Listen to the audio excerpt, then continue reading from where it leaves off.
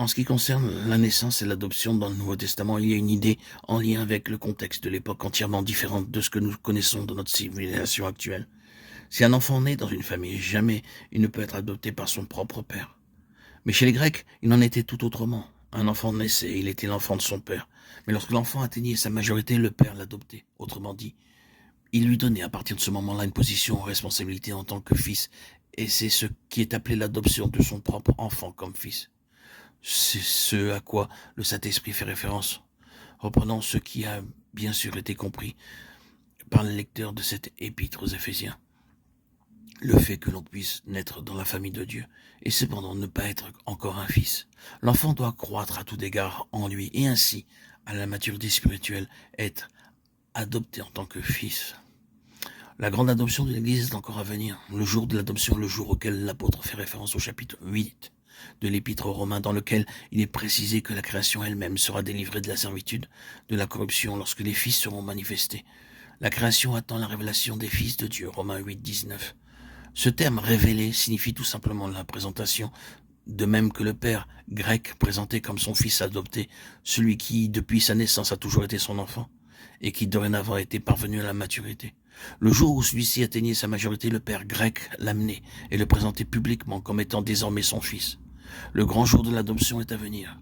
Mais entre la naissance et l'adoption, il y a une croissance, une accession à la plénitude de Christ. Or, l'Église des premiers-nés doit parvenir à la plénitude de Christ, à sa manifestation, à l'adoption des fils, selon ce qui est écrit dans ce verset.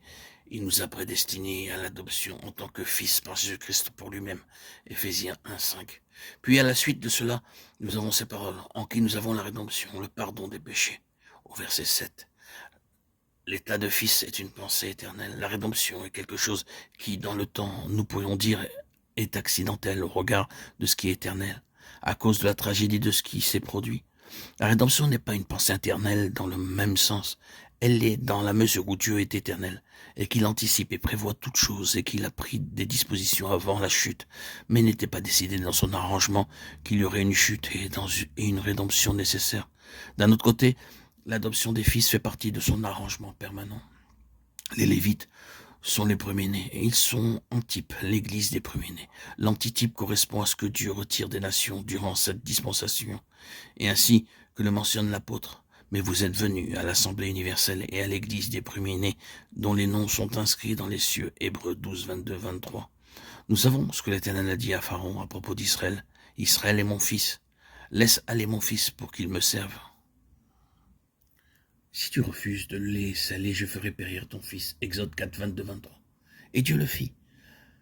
La pensée était la conception que Dieu avait d'Israël avant leur rédemption, avant que le sang coule, avant qu'il soit affranchi, avant qu'il soit réellement, concrètement, dans la position de devenir son peuple. C'est une pensée éternelle qui se trouve derrière toute chose.